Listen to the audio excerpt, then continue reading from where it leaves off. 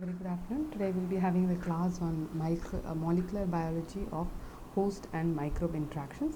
So this is just a revision or a detailed expression of the previous class, that is your periodontal pathogenesis. So here we'll be dealing on the more molecular aspects.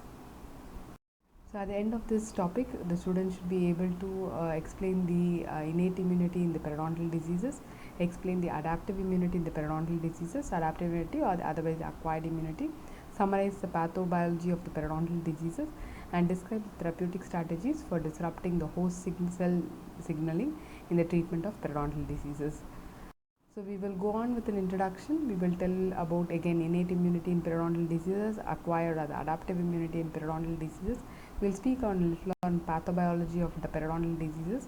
We will go on with the therapeutic strategies for disrupting the host cell signaling in treatment of periodontal diseases, and then we'll conclude it. So to start with, for the past 2 decades, the host response to the bacterial challenge originating from the dental biofilm has considered to play a major role in the initiation and the tissue destruction of the periodontal diseases. But in the current paradigm of the periodontal diseases, the periodontal pathogens are essential for the disease, but however, the extent and severity of the tissue destruction are largely dependent on how the host and the microbes interact. So these interactions are very dynamic, since the microbial composition of dental biofilm and the host competency can vary widely between the patient, resulting in differences in the host responses and subsequent alveolar bone loss. So over 500 different microbial species have been found in the oral biofilm, but only a few of them are associated with periodontal diseases. So this implicates that there should be a proper recognition for both the non-pathogenic commensal bacteria and the pathogenic bacteria by the host. This requires a proper vigilance and tolerance mechanisms to mount an appropriate response that can prevent the dissemination of the infection without inducing an exacerbated reaction that could result in damaging to the host. So coming on to the innate immunity in periodontal diseases. So we have already discussed in the last class. So this is mainly required for the activation of a more specific adaptive immunity. So the innate immunity is rapidly activated within minutes and is responsible for the defense during the initial hours or days of the infection, whereas adaptive immunity requires at least 7 to 10 days before an adequate cellular or humoral response takes place. So to tell about this innate and adaptive immunity, you will have to go back to your second year microbiology, where you have dealt with the innate and adaptive immunity in those chapters. Just brush your memories there and then you can come back here. So going on with the class again, one of the primary challenges for the innate immunity immune system is to discriminate among a large number of periodontal pathogens from the host with a limited number of cell receptors. So in other words, to tell the innate immune system should be able to distinguish the periodontal pathogens from the host, that is any autoimmune disorders which are occurring in the host. So this challenge is compounded because microbial pathogens also have the ability to mutate as a mechanism to escape the host recognition. So the innate immune system has met this challenge through the recognition of evolutionary concept structures on pathogens that are not present in the higher eukaryotes. So this structure are molecular motifs which are found in the pathogens called as microbiota associated molecular patterns. This has an essential role in the pathogen's ability to evade through the host defense and thus are not subject to high mutation rates. The microbiota associated molecular patterns are shared among various species of microbes, but these are not expressed by the host. So this is how our immune system is differentiating the microbes from the host. The host recognizes these MMs in the pathogens through the receptors on them called pattern recognition receptors. Direct recognition of microbes by the host is mediated by recognition of MAMs by the pattern recognition receptors known as PRRs. So one of the PRRs is a toll-like receptor, which we have seen in the last class. So you see here, so toll-like receptors, that is the PRRs, they are the pattern recognition receptors which are found in the body cells. They will be able to recognize your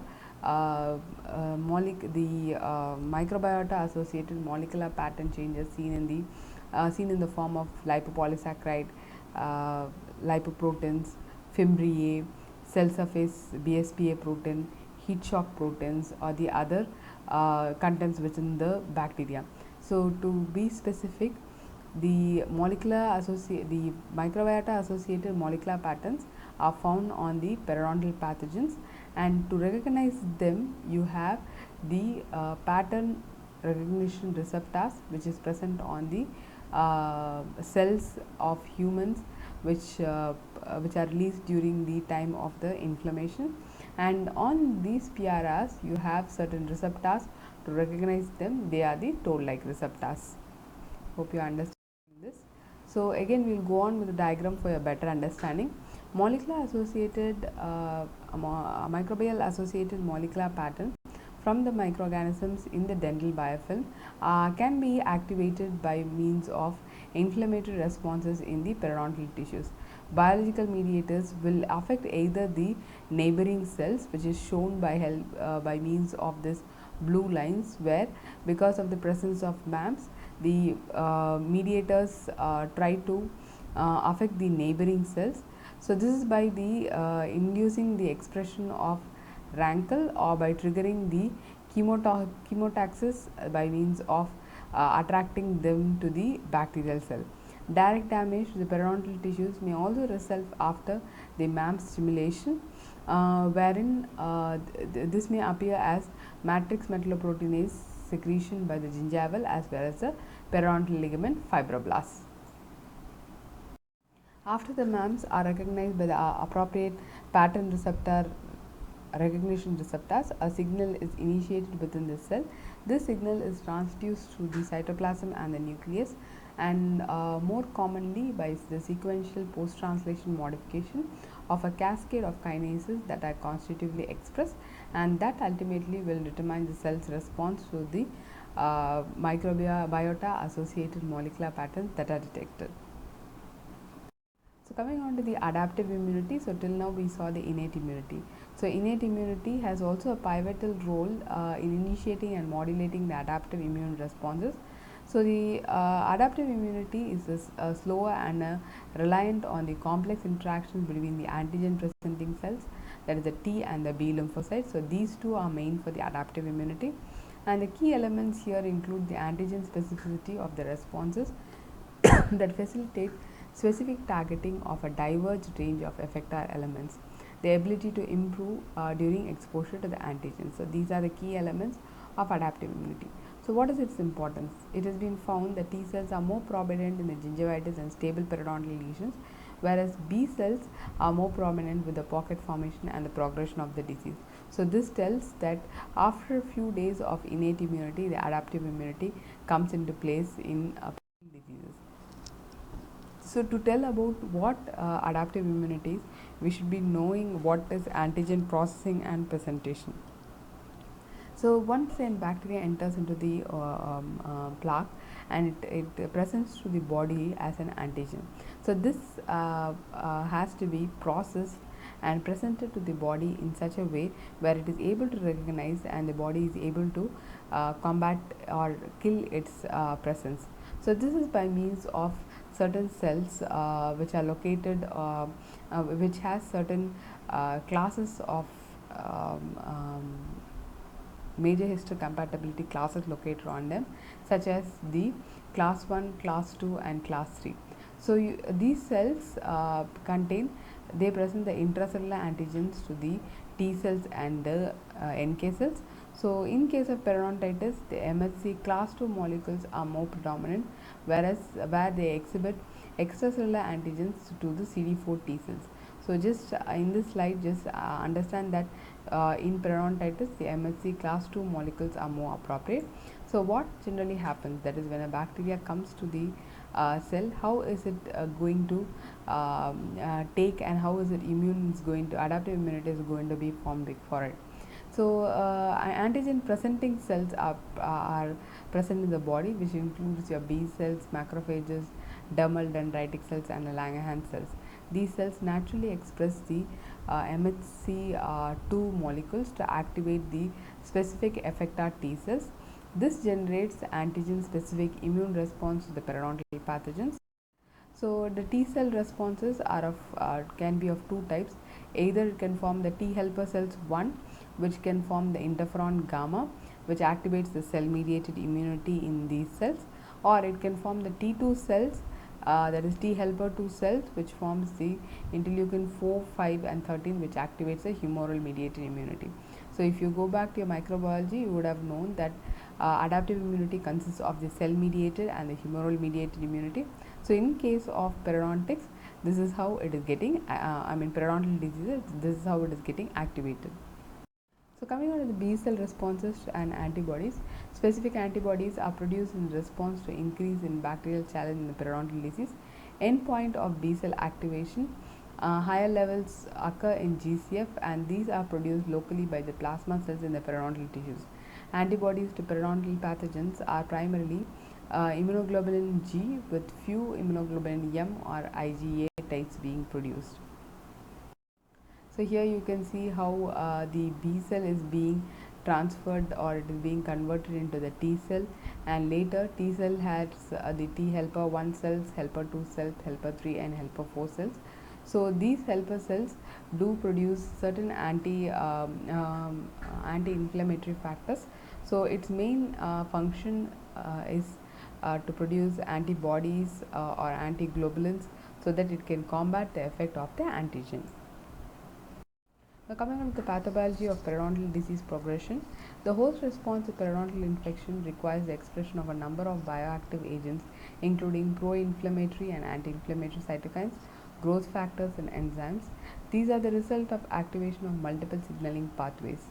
This activation of intracellular signaling may be initiated exclusively as an innate immune response associated with the PRR, that is pattern recognition receptor mediated sensing of the microbiota associated molecular patterns. So after accumulation of microbial substances, like for example the lipopolysaccharides, microbial peptides or the antigens, these diffuse through the junctional epithelium into the connective tissue.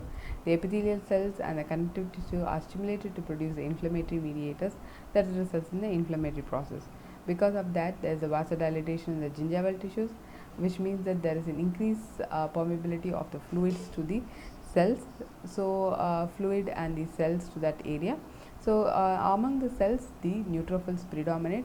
So this is involved in the killing of the bacteria by intracellular phagocytosis and extracellular mechanisms, followed by which the neutrophils enzymes degrades the extracellular matrix, that is the collagen, by means of by degrading them into matrix metalloproteinases.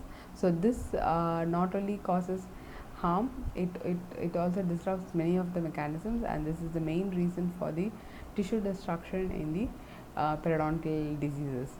So fluid accumulates in the tissues, and the defense cells migrate from the circulation towards the source of chemotactic response, and how the bacteria engulfing is taking place is seen here. So this is how generally the mechanism goes about when you are going to go with your periodontal disease. Bacterial products enter the circulation, lymphocyte recruitment is there. B lymphocytes turn into the plasma cells.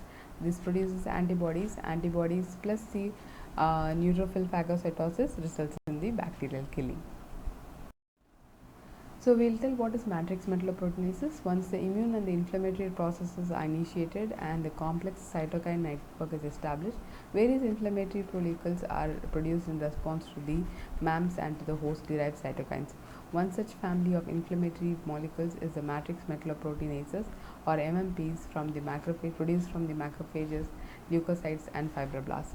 These are a family of neutral proteases that are zinc or calcium dependent, with an essential role in the extracellular matrix turnover and degradation. So as the periodontal disease progresses, the collagen fibers and the connective tissue attachment to the tooth are destroyed.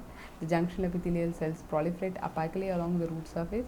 Clinically, this is seen as an attachment loss or an increased probing depth, with an apical displacement of the inflammatory infiltrate, in close proximity to the alveolar bone. So this once it goes to the alveolar bone, you have the destruction of the alveolar bone. So that mechanism can be explained by means of the rank-rankle and the OPG phenomenon.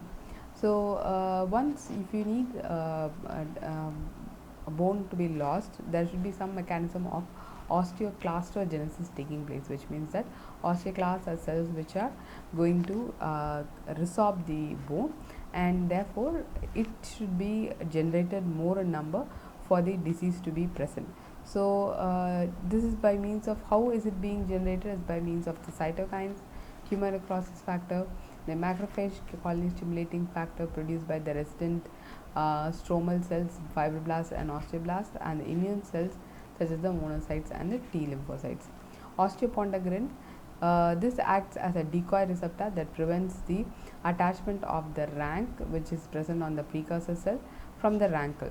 So what happens is that if the rank and the rankle they join together, then this results in differentiation and activation of an osteoclast cell, and this results in bone resorption. This OPG, osteopontegrin, naturally doesn't allow the rankle to attach to the rank. This directly goes and attaches. But when diseases are more severe, what happens is that there is more amount of rankle being produced from cells such as monocytes, stromal cells, fibroblasts or osteoblasts. See, you can see the rankle which is present, and the T cells or B cells will have the rankle. So this goes and attaches to the rank, and this results in differentiation, resulting in an osteoclast. So therapeutic strategies for disrupting the host cell signaling in the treatment of periodontal diseases. We have seen this in the last class. So this was told that whenever there is going to be a microbial challenge where it gives antigens, lipopolysaccharides and other virulence factors to the host immune host, the host in turn combats its effect by giving antibodies and neutrophils. So not only it gives neutrophils and antibodies, it also gives cytokines, prostanoids and matrix metalloproteinases. So this does not only act against the microbes but acts against the host body itself, resulting in connective tissue and bone metabolism, that is degradation of both the connective tissue and bone metabolism, and these are seen as clinical signs of the disease.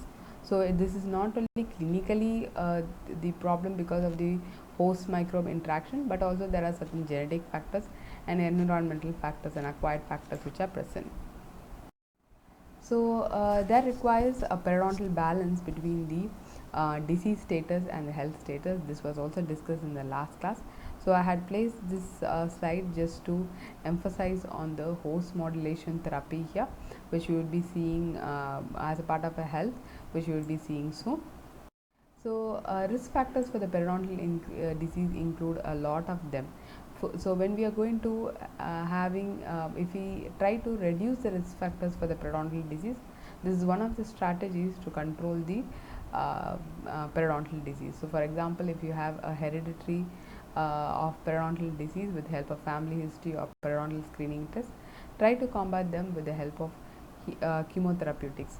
So we will see what is HMT or the host modulation therapy in the later slides. Kindly go through each one of them for your better understanding. For example, microbes attack the host cells. So these microbes can be combated by means of an antimicrobial such as amoxicillin or cephalosporins. Host cells which gives out the prostaglandins, cytokines and MMPs. So this not only is acting against the bacterial products but acts against the host wound cells and deregulating it. So this can be regulated by means of NSAIDs or the periostat. Periostat we will be seeing in the next slide what it is. Cytokines. So these three produce osteoclast. Again, osteoclast effect can be brought down by means of drugs such as the bisphosphonates and periostats. So these are the therapeutic measures. Like for example, for the bacterial products, to combat them we can give antimicrobials. To combat the effect of all these three, NSAIDs or periostats can be given. So once they convert into osteoclast, which will result in bone resorption, that time also the bisphosphonates and the periostats can be given. So complementary treatment strategies in periodontitis. The best chance for clinical improvement may come from implementing complementary treatment strategies that target different aspects of periodontal balance. Patient education and motivation, including oral hygiene instructions, use of powdered power toothbrushes, antiseptics in rinses, toothpaste, and irrigation, explanation of the rationale of using any adjunctive treatments.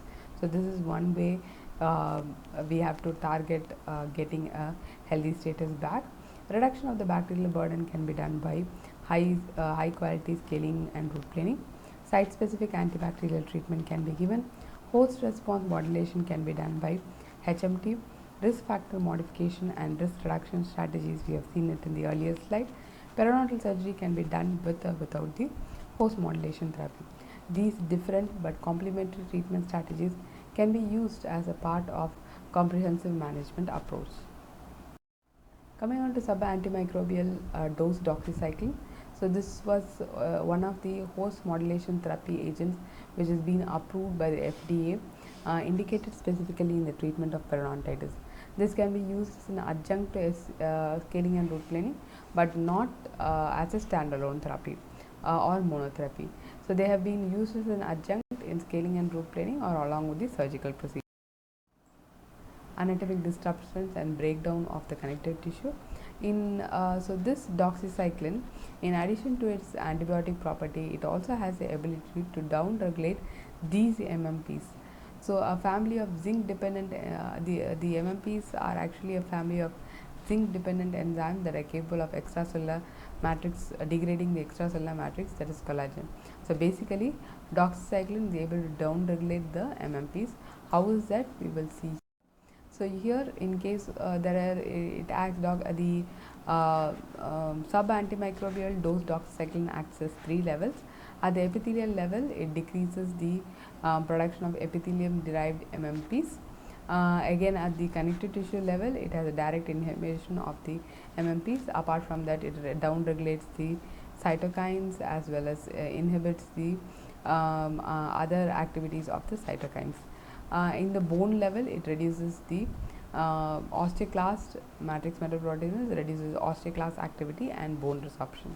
By this means that this drug forms a very effective drug for inhibiting the connective tissue breakdown. So this tablet must be taken twice daily, once in the morning and once in the evening, and should not be taken with calcium supplements.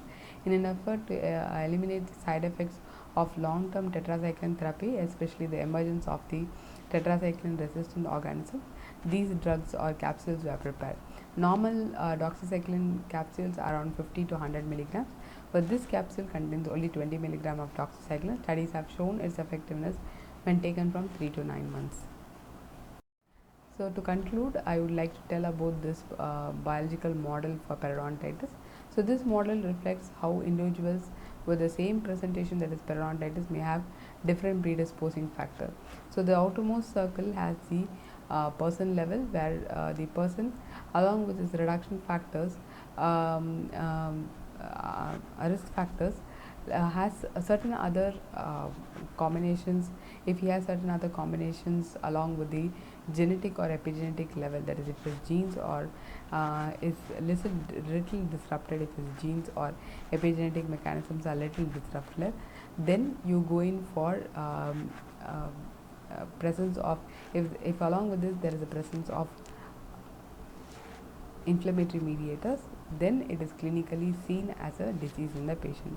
So which means to tell that the patient's risk factors, his genetic setup and the immune inflammatory response all contribute to the clinical phenotype. Thank you.